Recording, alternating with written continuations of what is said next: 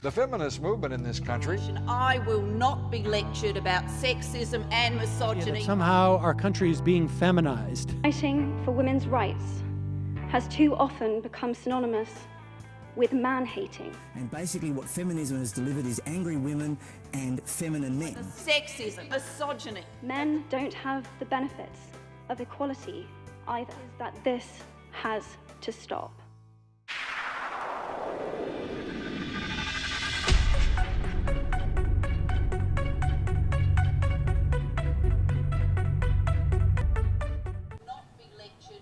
Welcome to episode 2 of the live issue. This week we're talking about gender issues. Now to start off, I'm joined by, once again, a great panel. On my left, journalism student Ellie Minot and co-editor of the student magazine, The Turd and Gala, Beck Wiggins. And on my right, I'm joined by Jared Small, computer science student, and Jake Bull, journalism student. Now this week we're going to talk about several issues inside the sphere of gender inequality, including feminism versus sexism. We're going to have an equality debate about that. We're going to talk about gender equality and representation in employment, as well as talking about the future of gender issues, specifically the international sphere and potential reforms to try and create a bit more equality. Now before we get started with today's episode, we want to take a look at the opinion of students at the University of Wollongong and what they think of gender issues, sexism, and issues in the workplace. Feminism is... Feminism is the equality of men and women. Social, political, economic equality. Feminism is just equality between men and women. Feminism is fighting for the equality of women to be equal to men. So it's important for both genders. It's just gender equality. I see feminism as a movement to achieve gender equality. To the extent of my knowledge, it's just the equal representation of men and women. Women have to be seen as equal to men. Gender inequality definitely exists. Women get paid less if you look at the graduate rates. I know so many women that are just so much better at their jobs than men are, and then they're being paid so much less. I think the workplace is probably the primary arena for gender inequality. Women are still seen as objects. We get less pay, and I do disagree with that. If I walk down the street, I feel like an object because I'm a woman. Also important that men be able to take on traditionally female roles. So I do think the title's misleading. Feminism is so dominating, it does leave men's position to be overlooked. I get a little bit annoyed when people are when mainly men are critical of the feminist movement, thinking it's a movement for females. Why do I think it's important? I think equality in general is important, and I don't see any reason why gender equality should be any different. Really, we live in a world where we're advancing in so many different ways. People don't want to be like, I'm against feminism, because then you get murdered by people like that. I think that is just ridiculous. So, let's get started. Let's go to you, Ellie, since you're the closest to me. Yes. What do you think the importance of feminism is in our society? And what's the difference between feminism and equality? Well, feminism and equality are the same thing. The feminist ideology is advocating for equal rights for women. That's one of the biggest problems, is the fact that people misinterpret what feminism is. So feminism is advocating for the equal rights of women in political, socio-economic spheres. It's an egalitarian concept, and it is for equality. It shouldn't have to segregate when men and women. It's together. So, so if feminism and equality is the same thing, why not use the same word? I'm going to take that question first to Jared. Is feminism an important word to use, or is it too female-centric? Okay, well, I think that words are just there to convey some sort of particular type of meaning, right? So when I say feminism, I'm thinking of a certain thing in my head that I'm trying to pass that on to the next person who I'm talking to. So if I'm talking about feminism, I'm talking about it in the sense of the equality between men and women in any respect of life, and also the promotion of women's rights that has been lacking for a very long time. And I think that to change the word would be detrimental to all of the women's movements that have been happening up until this point, and that it's sort of a slippery slope. Like, if we were to change the word feminism to something else, maybe that would eventually get the same, rapport and all of the connotations that come along with that word, and then we eventually have to move to a point where we have to change it again. But the reason why it's called feminism and fem is in the title is because women are the oppressed group. So this ideology applies specifically to women because they're the ones that are being denied equal rights. Yeah. If it was the male being oppressed, then it would be called meninism. I think it's important to remember that women, are, like, up until this point and continuing, still suffer a great inequality in everyday life. And to ignore that in the very name of our movement is kind of like insulting. So Jake, I'll take it to you. So do you think feminism, the word, do you think is it off-putting to, let's say, the ignorant people that don't understand what feminism means if they think it's feminism versus males? Do you think that word could be intimidating to some people, or do you think it's more of a education problem? Yeah, well, I mean, you can look at it both ways. I mean, feminism, you look at it, people see that as, scary, as, females are, driving this, idea that they have to be equal, when it's not. They're entitled to their opinion. They're entitled to be equal. We live in a society where everyone should be equal. So to say, I definitely think it's an education point of view that people need to know that, feminism is a strong movement and needs to be looked at really closely. All right, so with the state, what Ellie, I'll go to you. What would you describe the state of feminism being right now? Ridiculous. I'm sorry. There is current protective legislation enshrined in Australian law that's meant to protect women. However, inequality still exists, and the thing is, until the whole of society adopts this notion of feminism, there is no way that we can push forward and ensure that equality is for both sexes. There is currently an 18.2% wage gap in Australia, which is absolutely ridiculous. Political representation, sex segregation, in apart all spheres, it's continuing to happen and it's not getting better. So Beck, what do you think is part of the reason for such segregation in today's society when by now you'd think that intelligent human beings would be able to create equality? Well, I mean, it's just such a slow-moving process, especially when feminism was one of those movements where initially it had such great momentum. So in late 19th and early 20th century, we had the suffragettes who got us the right to vote. Yay. And then in second wave feminism, we had looking more at, the right to what we want with our own bodies, the right to contraception and abortion. And now a lot of people seem to think that, well, we've achieved this much in feminism, so I guess it's all done now and the demands are being met. But that's not correct at all, because as Ellie said, we still encounter inequality on a daily basis. And, until women can walk the streets and feel safe, I think that just speaks wonders to the state of women's equality. And so when people have this notion that, we've come this far, so feminism must be done by now, it completely slows down momentum on the movement. And I think on that, I think one of the biggest problems is that why it's not being adopted by society is because there's a misconception that because it's for women, it's against men, and I think that's why men might feel threatened, or some people might not want to adopt those values because they're scared of change as well. So yeah, but when we fix women's issues, we're also fixing men's issues. Yeah, it's for both sexes. It doesn't necessarily have to be a woman's problem. It's the whole of society. I think that it definitely has a negative connotation, especially in online platforms because of pop feminism, which is basically feminism that's produced over Tumblr.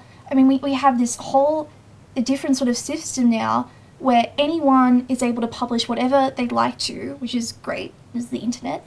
Yes. But they can label it as whatever they want, and it's sort of never second-guessed. So whatever they want to say can be labelled as feminist, and that's just not always the case. And so this sort of brings up this whole sort of man-hating stereotype that a lot of feminists encounter, which is what's sort of drawing back on the idea that feminism must be a women versus men thing rather than a women and men thing working together. So I haven't heard from the men in a while. So Jared, we'll go to you. What's your thoughts on what Beck and Ellie had to say in regards to their views on feminism and how it's an issue involving all of us? Yeah, okay, so I definitely agree with the vast majority of what you guys were saying, which is that it is, when we talk about feminism, we're talking about the rights of both genders. We're talking about the rights of both women and men. And I think that there are definitely there's a great disparity between the issues that men have to deal with on a daily basis because of their gender versus women. And I think that you guys are winning in the section of having to deal with a lot more than we do. I don't know if I call it winning. Right. Well, in any case, the point that I'd like to make though is that I think a lot of the time it's difficult for men who are sort of experiencing problems with being demonized for different reasons to express those views because they're worried about being attacked essentially for having it so good in so many other aspects. No male wants to be labelled as sexist for having an opinion, which is fine, but I completely agree with what you're saying. Men also experience discrimination as well. Right. So it's not just women, you know, there's gender profiling and segregation for men in the workplace as well, and you might prefer a female to do another job. So it's attacking both spheres. For example, I'm a teacher, so I teach classes of students between 8 to 12 years old. And I know that personally I feel sometimes that it's a very sort of subtle thing, which is I'm sure something that women have to experience a lot, where it's never a blatant sort of discrimination, but you can sometimes feel that there is a bad vibe, I guess you would call it, against being a male teacher, and you can see it in the numbers as well. The statistics for male teachers has been going down consistently over the years, and people are and anyone who's moving into the education field can have a lot of trouble if they're male, because a lot of men are just simply scared. Yeah, it's the same with nursing and being nannies as well. Some jobs just are applied to women more than men, not necessarily on the basis of their quality in the workplace. It's just the gender stereotypes that come with it. And I think that's part of the problem as well, is we like to pigeonhole people in certain roles when obviously that's not what we're here for. So I mean, to find you know, a role that's specific, even if you enjoy it regardless of your gender, is very important. Yeah. And I think some things that not many people know is the term feminism can then be broken into subgenres. So I think the most common type of feminism would be liberal feminism. How could you define that, Ellie? And after you define that, I need you to call what you define yourself as a feminist. Right, okay, so I'm a liberal feminist, so I believe that I have the choice. I believe in equal rights. As long as those equal rights and opportunities are there, that's what equality is. We need to be able to have those equal opportunities. Radical feminists believe that, you know, we've been oppressed for so long that it's time to even out a little bit of this, a little bit of that. That's why liberal feminists are more like, yes, I would like to have those rights, but we should be equal. One gender should not be more superior than the other, and that's what that is. We should be able to have the choice, and we should be able to get those choices and, you know, make them accordingly. So do you think there is a place for more radical feminism, or do you think that radical feminism almost makes the problem worse because it makes men feel like they're being attacked, which then makes equality harder? I'll take that to Beck first, because I think you got a lot on your mind, so I'll say it first, sort of, she doesn't cover before Ellie explodes. There's an explosion before our eyes. We've got Beck Wiggins. Beck, what do you have for us? I think that, because I identify as a liberal feminist as well, because I think that treating like the whole issue that, oh, now we need to get back at men for oppressing us for so long, just completely takes us in the wrong direction. You definitely see a lot more radical feminism online because people feel safer there with that sort of anonymity they can find online, as it is like a very hard position to have and be accepted generally by the public. So that's why you don't see it a lot in person, although it is coming up more and more now. I think that it's hard to sort of say, like, you shouldn't feel that way, even though you've experienced this really tough life just because of the gender you were born into, or the gender you chose for yourself or you identify with. And I think to sort of negate those feelings and say that you shouldn't want to get, you know, some back and you get some road back because of that is completely insensitive. But at the same time, I sort of lean more towards trying to take a less emotional route to solve the problem, because I think the first way to educate people is to take a calm approach and to sort of, convince them that it is going to be inclusive and that it is going to be, good for men as well. Ellie, feel free to unleash now. Okay, I'm just going to exhale.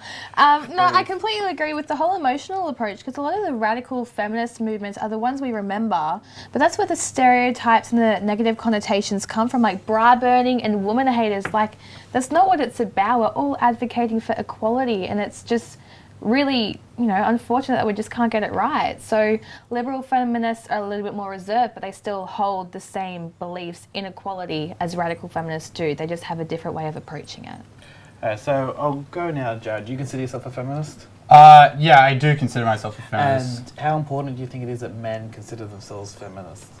Well, I think it's very important that people advocate for the equality between the sexes. I want to just bring up a point, though, that when you're talking about radicalism, feminism, and liberal feminism, I'm sort of hesitant to pigeonhole myself into a category. And the reason is because a lot of the time when you do that with any type of ideology, you end up putting yourself in a category that is consistently moving, especially with something that's so evolutionary as feminism, and it's constantly changing. And then you end up putting yourself in a position where you're associating your own ideas with the ideas of people who may have slightly different ones to yours.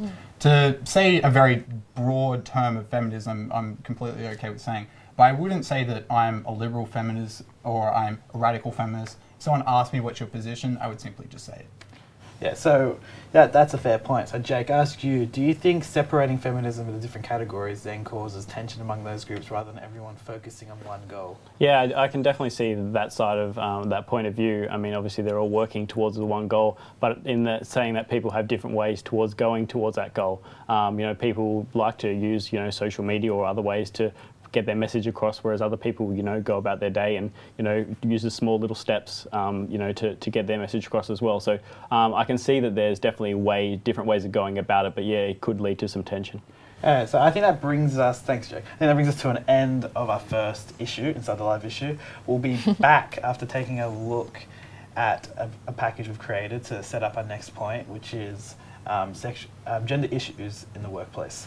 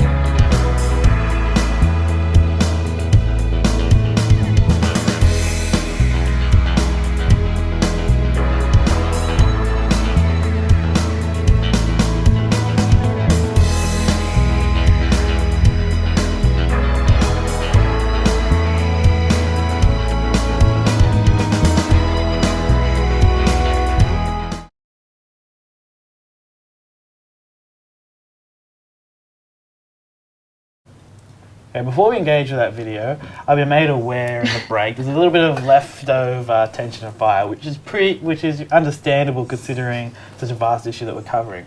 So to get some stuff off their chest. You've forgotten about me. Yeah, I didn't forget about you. I think you had plenty of time, but you got that much in your head. What do you have left over for us? I just wanted to make a comment on Jared's point, is the fact that maybe one of the problems with, defining what a feminist you are, 82% of Australians believe in equal rights, but only 20% of them define themselves as a feminist. So maybe they are, intimidated by labelling themselves. So maybe that's something else that needs to be addressed so we could adopt feminism into everyday. So Jared, do you have a rebuttal or any comments? Yeah, I think it's less of a problem of people being scared of identifying themselves as a feminist and much more of a problem of the negative connotations. Well, yeah, I do agree, but I think it's also an education problem, which is something, Trent, you're pointing out before, a problem about people understanding really what does it mean to be a feminist.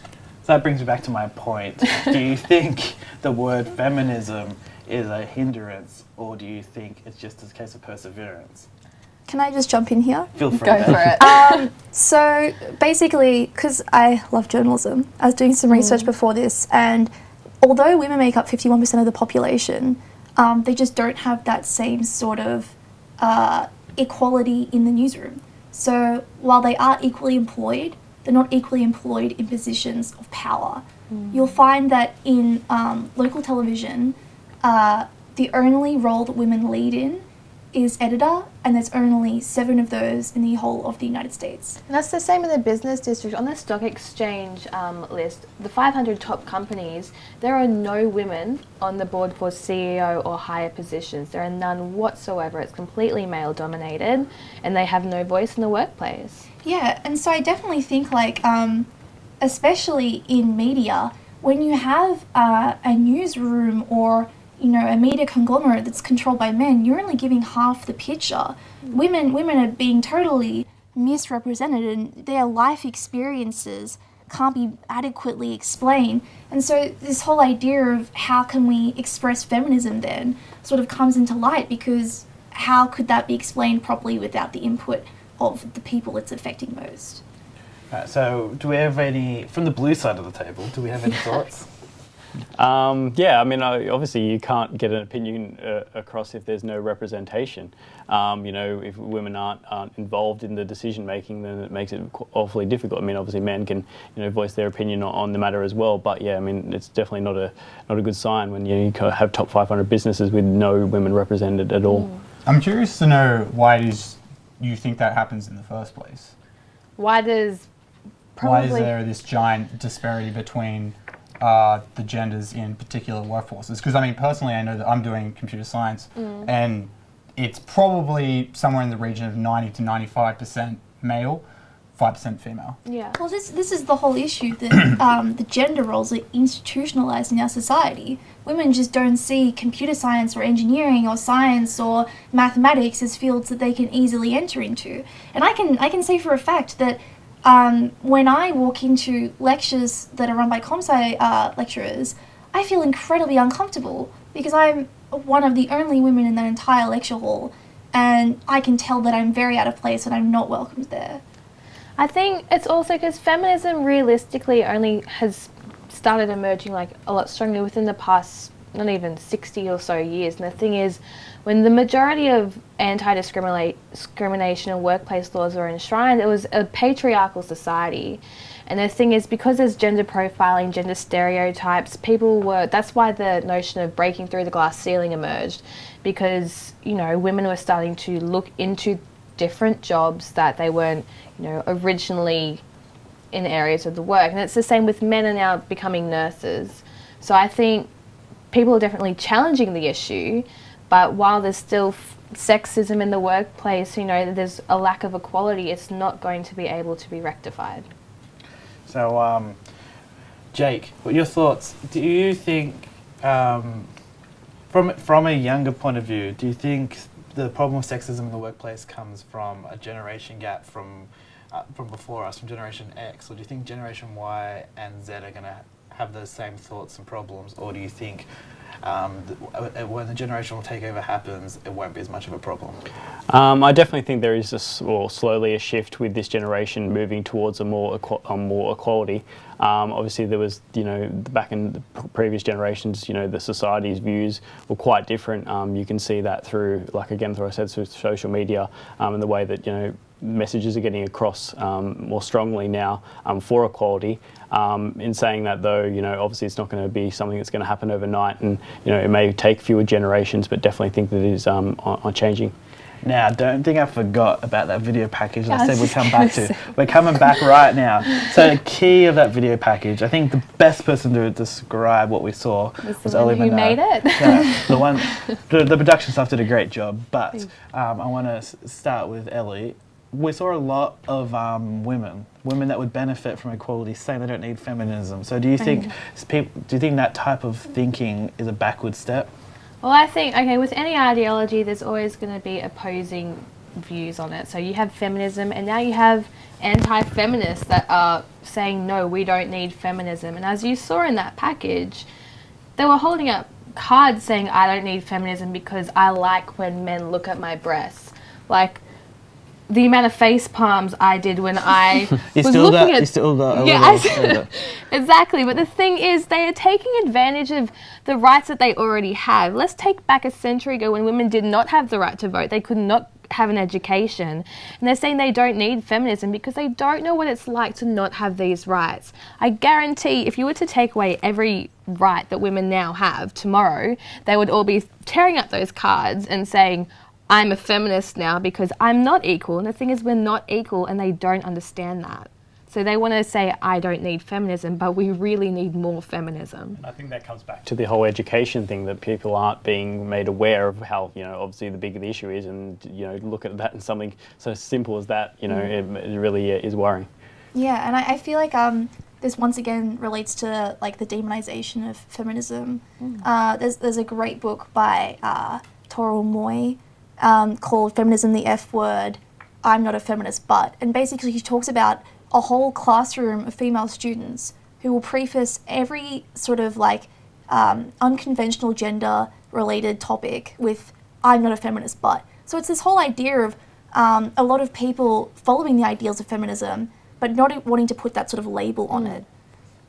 So, have you ever experienced, I know you've mentioned you've experienced like feeling almost like Animosity. Animosity would be the best word with teaching. I want to go with Jake. Have you ever experienced any moments where you felt your sexuality has caused tension? Because I know if I asked that question of them, there would be multiple answers. So I'm curious if you have experienced any of that.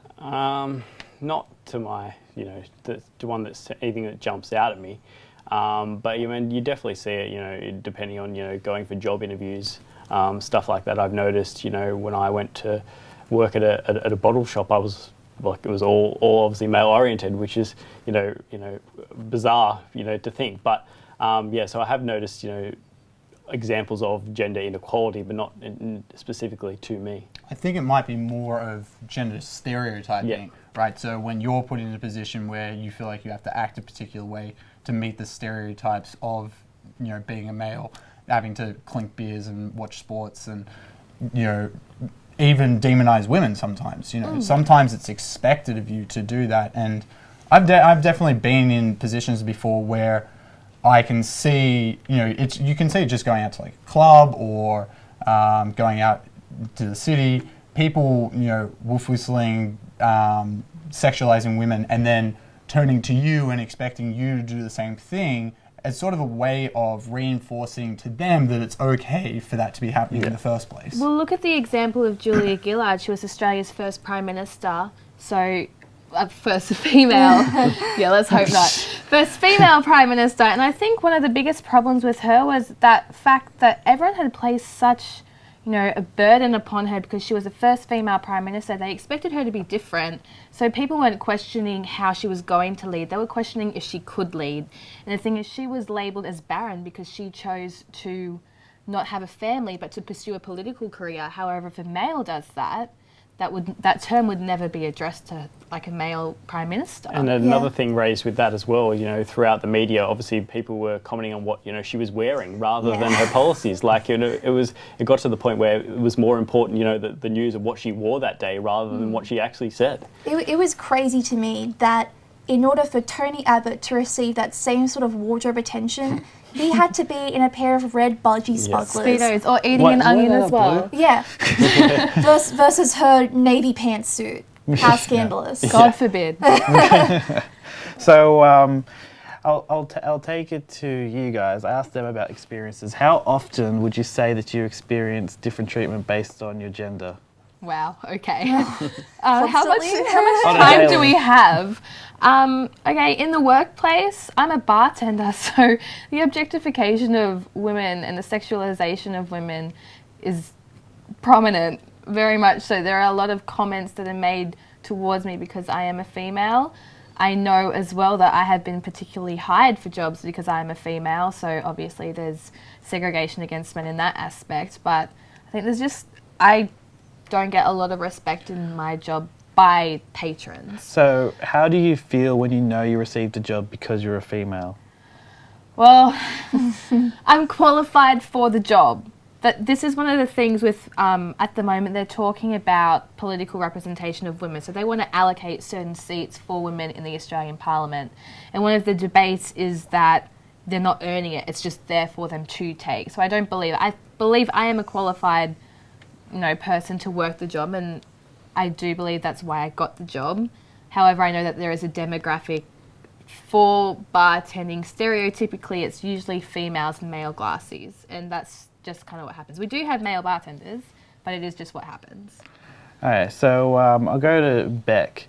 What's your thoughts on that? Well, in terms of job relation, I actually quit my last job because my boss was in his 60s, and he was just from this generation that had a completely different view of the appropriateness of how to treat your female workers. And it kind of made me thankful for how much our generation has progressed. I mean, it still has further to go, but thank God.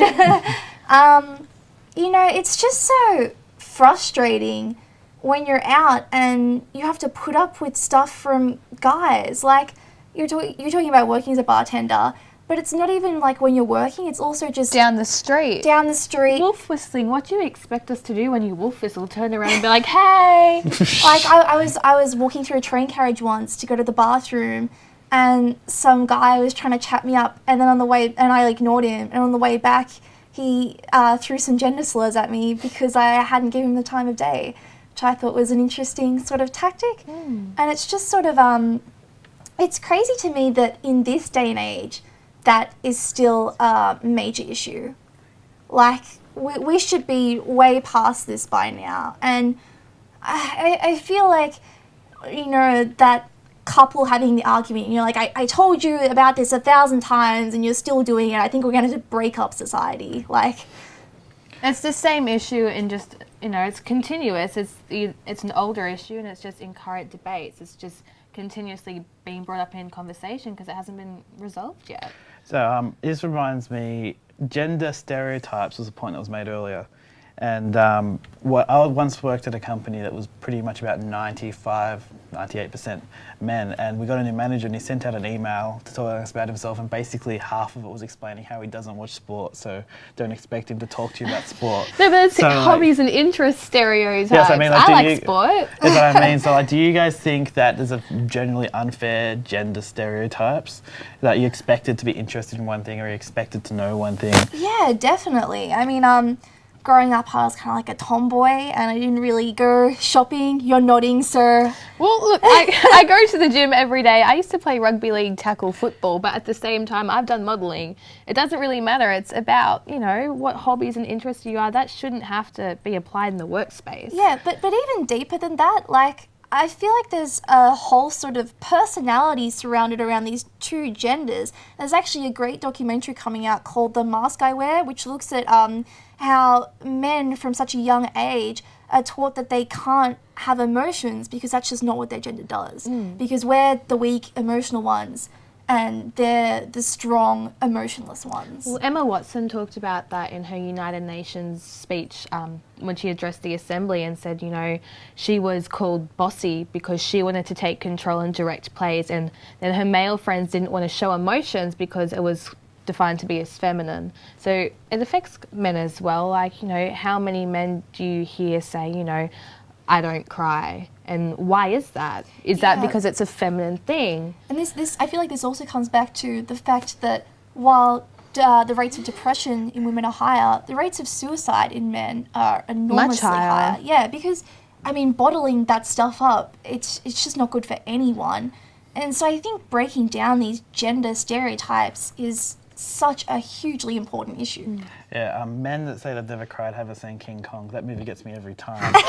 But on that note, I'm going to go to the blue side because I haven't seen you guys for a while. How are you doing? Fantastic.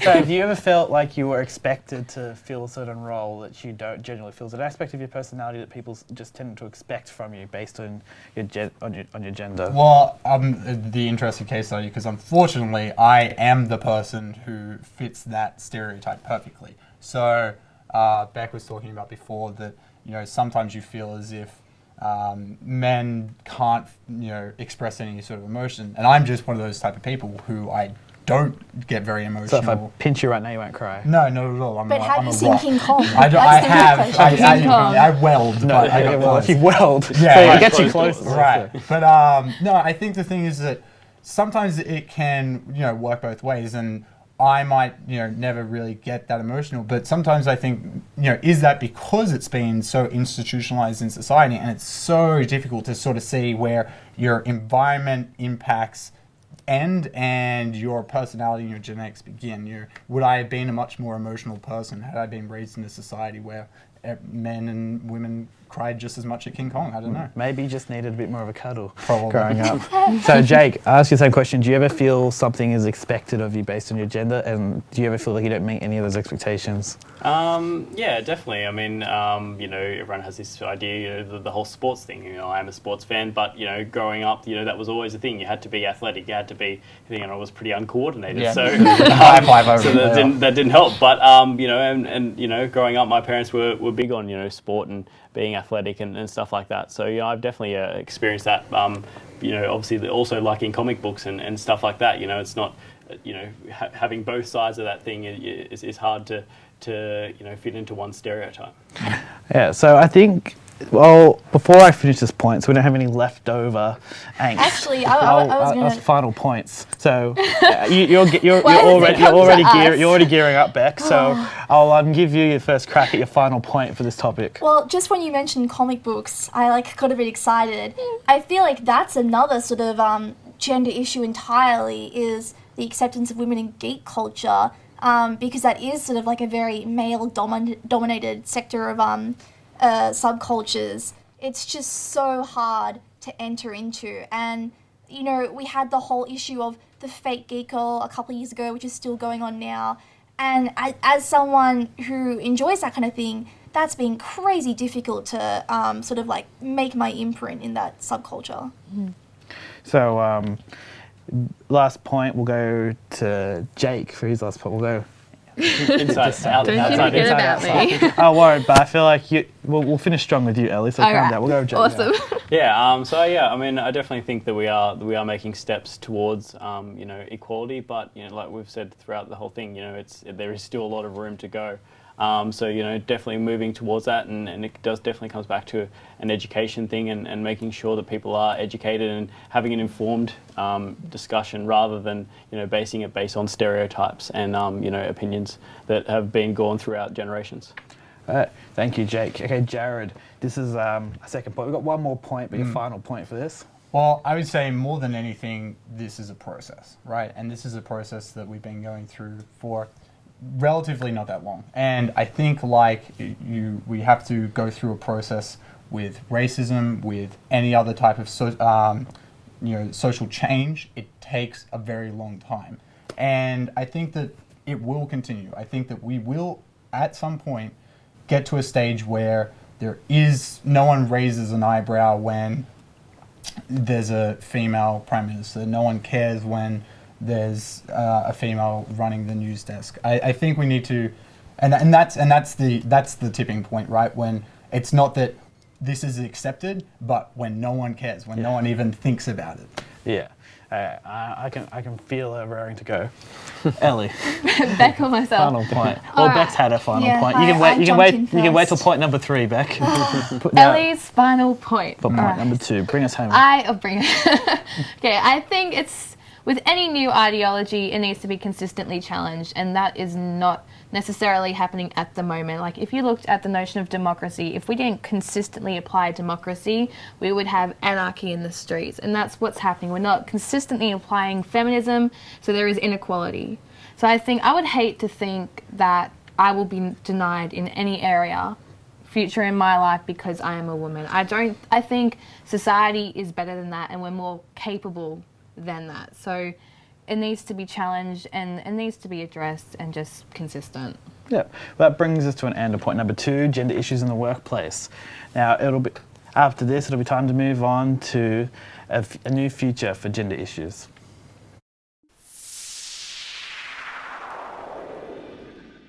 Yes. Welcome back. Now it's time for point number 3. The future of gender issues. We're going to start off by looking at the international sphere, because while we're complaining about inequality in Australia, while it is an issue and a problem, there's some areas where it is by far a massive social issue, just in insurmountable amounts of inequality.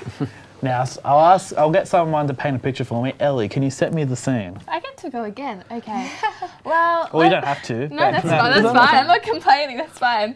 I think, internationally, it's everyone. The thing is, socio-economic, political, it's different across the whole entire range of, topics that you can think of. The only other aspect that you can have to look at is it's not just protective legislation, it's also religious principle. So this also has an effect on women as well. So depending on your religious faith, certain countries, like let's look at Saudi Arabia, Dubai, their laws have been written, it's a patriarchal society. Women cannot leave the house without a male chaperone. They can't go shopping by themselves. They can't even drive. So it's everywhere. It's not just Australia, it's internationally. And, maybe if one country steps up and shows this is how it's done, everyone else will follow. So, Jake, could you imagine living in a society with what Ellie just said? Do you think that is in any way even picturable after what we've experienced now, most of us 22 years of life? No, I think it was obviously very backwards. But yeah, I mean, it's just infallible to think that, that this still goes on in the 21st century. I mean, we've had, wins in various parts of the world, but the fact that it's still going on in some countries is crazy. And I know someone that always has a comment is Beck. So what's your thoughts on the international sphere of gender issues and inequality? Well, I agree with Jake. I mean, one huge issue that's just never heard of in Australia is underage arranged marriages in poorer areas of the world. And I can't even imagine what it would be like to be a 13-year-old girl getting ready for marriage. I'm a 21-year-old girl, I'm not ready for marriage. It's just crazy to me to think that some people find this to be okay. I understand it's a cultural custom. It's not okay. Unrelated question, but it's my show, I can do what I want.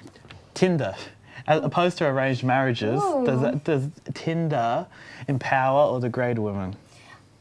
Really? All swipes are equal. All swipes are equal. I'm sorry, but all swipes are equal. I mean, it empowers them in a way because we have this idea that women can now say, hey, I want a booty call and I'm going to get it. So you have this whole thing of sort of like women taking a forward stance on their sex life.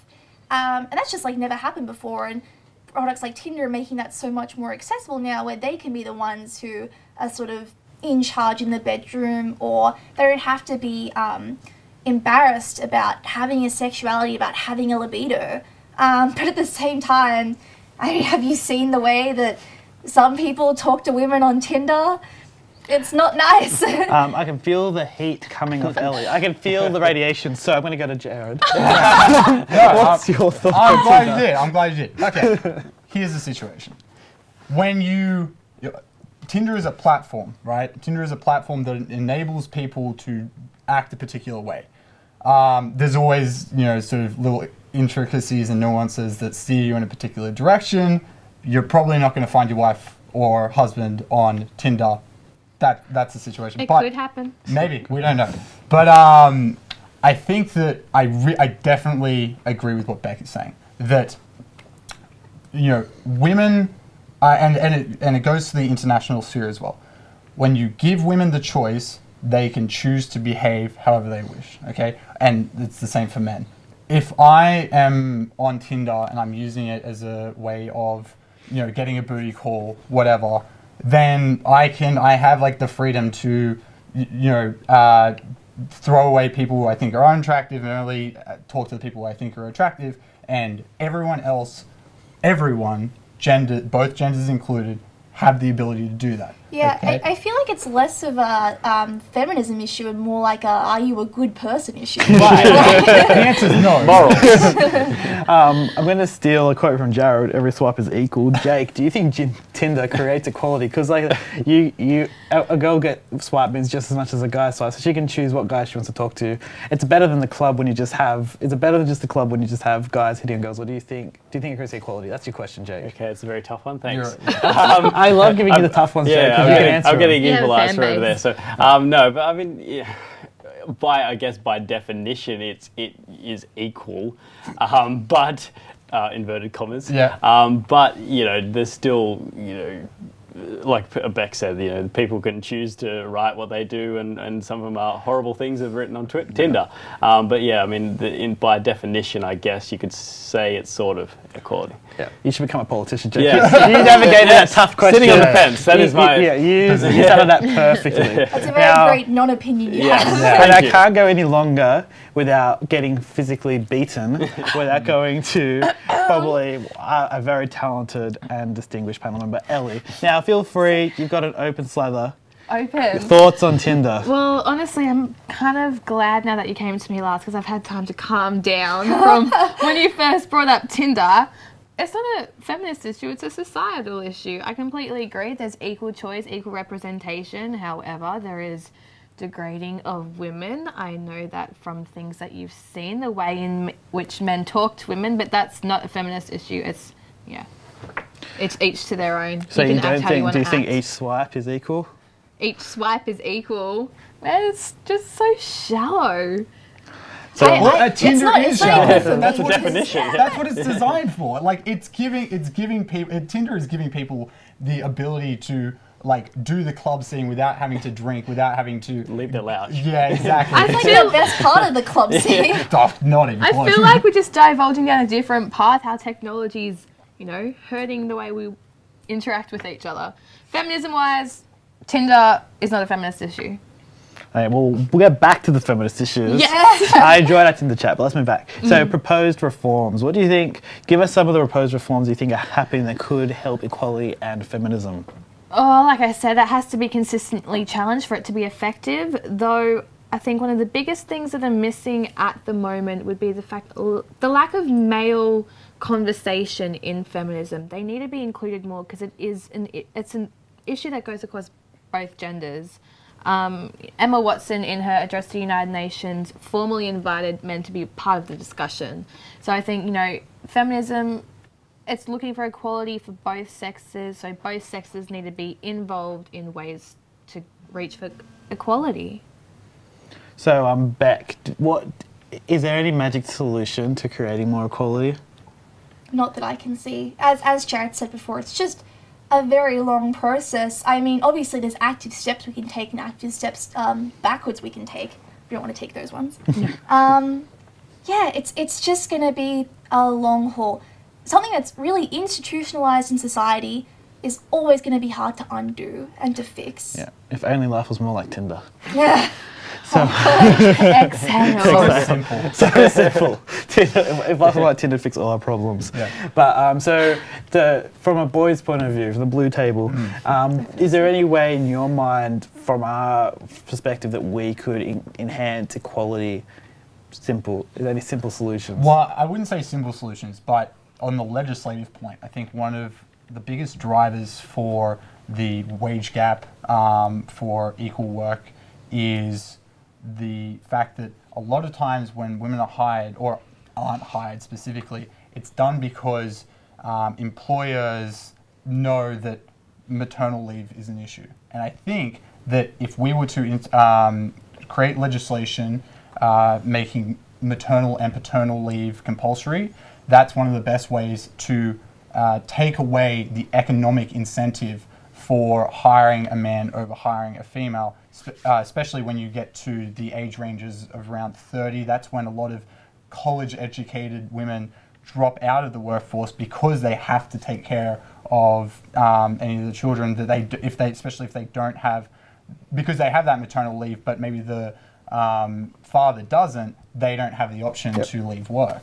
So I'm going to take it to final points. You guys feel free to unleash anything that you have left. This is for your final say. We'll go to Jake first. Jake, final thoughts on today's show. I sort of raised it in the last point, but yeah, we're definitely on the right track. We aren't going to do this overnight, and Jared raised a good point with the whole maternity and paternity issue. Starting at small steps, possibly starting in the workplace is not a small step, but starting somewhere. You have to start somewhere, and working towards that all up, and then moving each way, I guess sector, and going from there. Thank you, Jake. Beck, final points. I feel like we're all just going to agree with each other here, but feel free to throw a bomb in there. Feel free to play devil's advocate if you want. Absolutely not. I don't want to look like a jerk. I mean, like, it's just going to be a long process. In terms of maternity leave, that brings up an interesting point with the whole recent budget idea that we should get rid of maternity leave, which is not such a great idea. Or the whole idea that women might be double dipping for maternity leave. And I think that the men not having the opportunity to have paternity leave is crazy. I had a lecturer here who had a child last year, and he got 1 week off with his newborn child. And this is sort of like the whole thing, like, these are the small steps we need to make to sort of create a change, because when you have the mother who's the only one getting leave with the child, obviously they're going to be the primary raiser and caregiver, and that's sort of ingraining that role of motherhood into them rather than, a professional life, which is, why sometimes men have a hard time, entering roles like Jared was talking about in teaching or in nursing, because they don't have that sort of image as a caregiver. Yeah. So, I know you're excited, but Jared. Okay, I would probably say that you briefly talked about the international sphere, and that in places like Dubai and Saudi Arabia, we have massive issues with how women are treated. It's 1,000 times worse. And here you asked a question about whether or not you would see that as acceptable if you were in that society. And I would say that if you were raised in that society, absolutely. You accept the world as it's presented to you, if Truman Show has taught us anything. Yeah. It's taught us a lot, though. And I think that is a massive issue. But it's very difficult to condemn women who have been raised in a completely separate society to us, and when they say that that's what they're comfortable to do, it's their choice to wear religious clothing that covers their face, covers their whole body, then that's their choice. And there's very complicated diplomatic issues surrounding how to broach that subject. But on the whole, in terms of feminism, I think we're moving in the right direction. I agree with what Jake said, that we need to keep progressing. Yeah. So, open floor to Ellie. Cool. Go for your life. Can I talk directly to the camera? Camera 2? Yeah. Awesome. Okay, inequality in Australia still exists. Okay, there are anti-feminist movements that are hindering all possible forms of equality, and moving past these things, we need to start as a society advocating for women's rights, both for rights, opportunities in every possible area. We need to stop seeing feminism as a problem and start seeing it as a solution, and everyone needs to be involved. So going directly to the camera is normally my thing, but you did a pretty good job, so maybe next semester you might my job. Well, thank you. So it's my turn to go straight to camera. So, gender issues is a very severe thing in society. It's not a laughable matter. We've been making progress, and I think everything in society has always taken slow progress. Things that should go fast go slow. That's the way our society works, because people resist change. People like having the benefit of power. It's only with education and slowly developing a new understanding that we're going to change this. Our generation will be better. The generation after us will be better. The generation 2, 3 before us was awful. So we just got to continue to go away from the past and move forward to the future. I thank you for joining us this week. Our audience is always appreciated. The first episode had outstanding views, and I thank each and every one of you for joining in. But I'd also like to thank my panel. I introduced you first, so I'll say farewell first as well. Thank you, Ellie Minogue, for joining us. No worries. Thank you, Beck Wiggins, for joining us, Jared Small and Jake Bull. You can catch all of us our last episode on UOWTVMultimedia.com, on our YouTube channel, UOWTV Multimedia. You can also catch our other work like our show News Desk. Now feel free to check all that out, and we'll be back next semester with our third episode, and hopefully we'll see you all then. Thank you.